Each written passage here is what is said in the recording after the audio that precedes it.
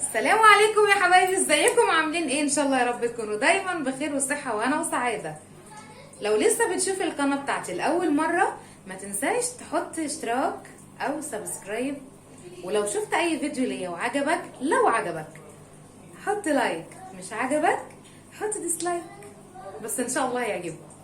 النهارده احنا هنعمل مع بعض اكله جامده جدا جدا. هنعمل شويه ممبار. مجهزه الحاجات بتاعته ورايا زي ما احنا شايفينها كده مع بعض. شويه حاجات كده وحركات حلوه وشويه توابل حلوين وبساط وخفاف. هقول لكم هنعمل ايه مع بعض، ما تروحوش في اي حته، مستنياكم تكملوا معايا الفيديو. يلا بصوا حبايبي بقى، دلوقتي اللي احنا هنعمله، احنا هنعمل ايه؟ طبعا انا عندي هنا كميه ممبار دي 1.5 كيلو.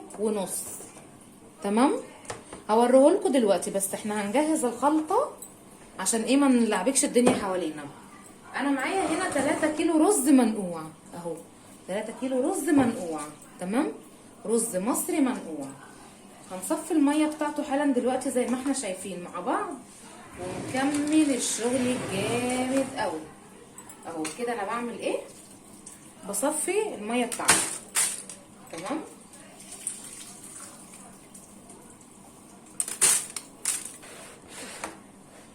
بصوا حبايبي بقى دلوقتي كده انا عملت ايه؟ غسلت الرز ونقعته وصفيته حالا، نقعاه بتاع ساعه، مثلا ساعه وربع، لغايه ما لونه كله جاب الابيض كده كله درجه واحده، عشان يسهل طبعا عليا تسويه الممبار. حالا دلوقتي هنجهز الخلطه الجامده جدا، وما تروحوش في اي حته. بصوا حبايبي بقى كده، طبعا انا عملت ايه بقى؟ جبت شويه قوطه كده حلوين كتير قوي زي ما انتوا شايفينهم كده. دول تقريبا 4 كيلو ونص او 5 كيلو. انا مسكتهم غسلتهم، وساره حبيبتي بقى هي اللي مسكتهم، حطيتهم في قلب الكبه، ضربتهم زي ما انتوا شايفين كده. حالا هننزل بيهم على الرز الجامد ده. لا يا حبيبتي انا عارفه والله. عشان ما تنكريش يا نور عيني، انا اقدر انكر مجهودك؟ لا والله العظيم ما اقدر. ان انت اللي عملتي وحاجات من دي. لا يا نور عيني ما ينفعش. لا يا حبيبتي لا. طبعا كده زي ما انتوا شايفين الطبق بقى كله صلصه طماطم بس. لا تحتيه لسه فيه رز. بصوا بقى يا تمام، دلوقتي انا هعمل ايه؟ معلقه كمون بس كده؟ لا طبعا، معلقه كمون كمان بس كده؟ لا طبعا.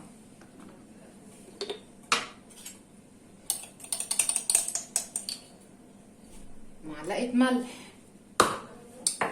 وادي معلقتين ملح،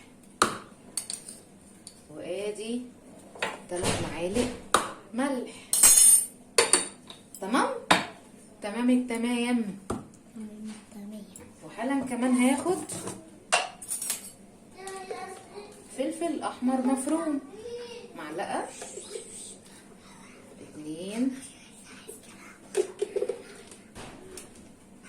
3، وربنا يسامحنا على الجريمه دي.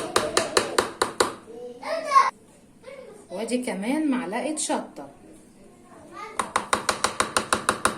تمام، دلوقتي بقى هنحط شويه زيت كده حلوين اهو. تمام كده. بصوا بقى دلوقتي طبعا هنزل بقى ايه بشويه خضره كتير كده متقطعين اهو.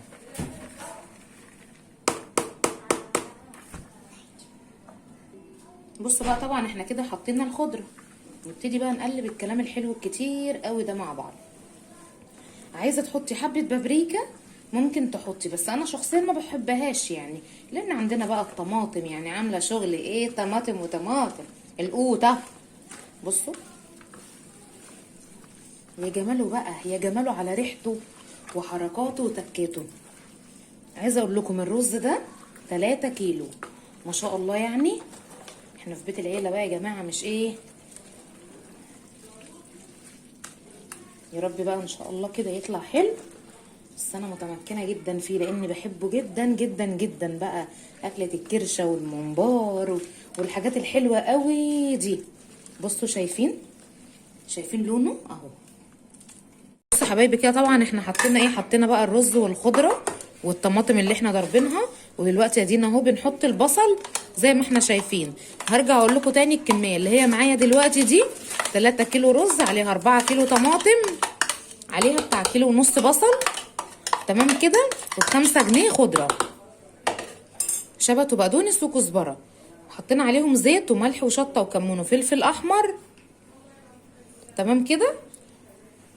وهنقلب كله مع بعض من تاني، وحطينا شويه الزيت بتاع كوبايه زيت طبعا على الكميه اللي انا حطاها دي، عشان يبقى سهل معايا في الحشو ويكون سهل معايا، وجوه الرزايه تكون مفلفله ما يمسكش ولا يعجن في بعضه. تمام. حالا هقلب البصل زي ما قلت لكم. الاكله دي طبعا كلها من اولها لاخرها احنا بنضطر ان احنا نقلب بقى بايدينا وكده، واحنا عادي يعني بنعمل حاجه بيتنا، مش بنعمل حاجه لحد. طبعا لو انت بتعمليها يعني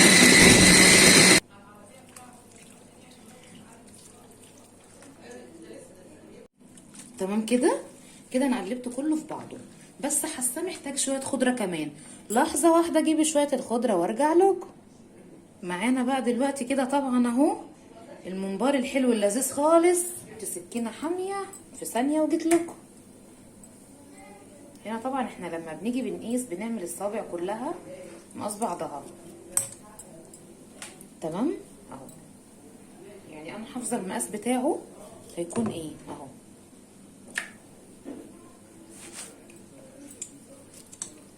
تسلم ايدك يا سلومه. تسلمي لي يا قلبي. القطة اصلا خلتنا عملناها.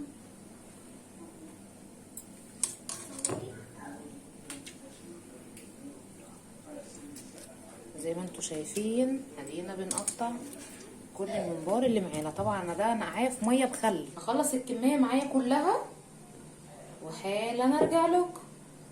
امرها. بصوا بقى احنا دلوقتي اهو انا حشيت شويه كده اهو، ولسه هكمل الباقي، بس انا حبيت اوريكم بقى حاجه سهله كده ممكن تحشوا بيها. تمام. بجيب بقى الازازه اللي هي بتاعت البيبسي، اللي هي ايه البلاستيك دي، واروح قصه باخد الربع بتاعها كده من فوق. لو انت مش متوفر عندك قمع، انا عندي قمع بس حبيت اسهلها لكم يعني. تمام. بصوا اهي، هاجي بقى للقلب بتاعها ده كده من تحت، هروح عامله كده في نص الطبق اللي انا ايه حاطه فيه الخلطه بتاعتي. همسك كده الصباع عندي واسع اهو، اروح ماسكاه عامله كده. بصوا اهو، تمام كده اهي، واضح اهو. واروح جايه احط الرز بتاعي كده من فوق، الخلطه بتاعتي بصباعي كده هروح مسقطاه على طول فيها في دقيقه الا دقيقه تلاقي احلى اهو. نمسك صباع تاني. انا عندي كميه الخلطه كتير اهي ما شاء الله، يعني حاطه فيها بتاع 4 كيلو قوطه و3 كيلو رز، وطبعا كميه الخضره بتاعتي والحاجات الكتيره دي.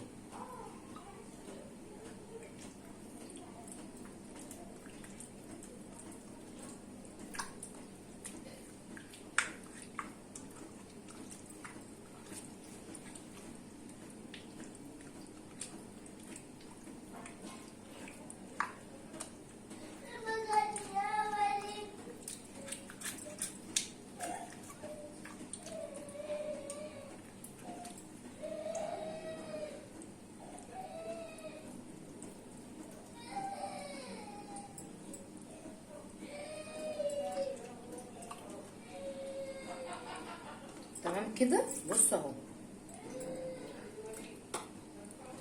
الحشا اهو، لازم السمك بتاعه يبقى كده، لان كده هو اول ما ينزل هيتنفخ هيديني الشكل المدور اللي احنا عارفينه.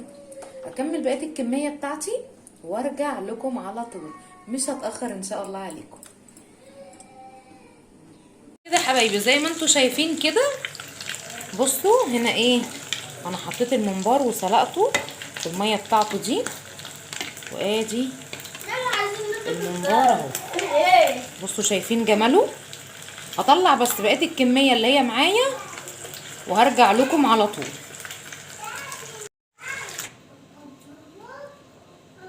وطبعا كده طلعت الممبار بتاعي بعد ما حمرته في الزيت وطلع على البقدونس زي ما احنا شايفينه كده. دلوقتي كمان ازود له بقى شويه بقدونس عشان الصراحه بحب الحاجات الخضراء ايه كده فوق المقليات قوي. تمام كده. ونيجي بقى شويه بقدونس برضو تاني اهو. ايه رايكم كده؟ ما شاء الله ما شاء الله طالع زي الفل. هقول لكم يا رب يكون يا حبايبي عجبكم ان شاء الله، وتكون الطريقه بتاعته سهله وبسيطه وتكون خفيفه على قلبكم. ان شاء الله تاكلوا يا رب بالف هنا، وان شاء الله ان شاء الله تجربوه وينول اعجابكم. وما تنسوش تعملوا سبسكرايب او اشتراك للقناه، وكمان لايك للفيديو. دلوقتي اقول لكم سلام عليكم يا حبايبي.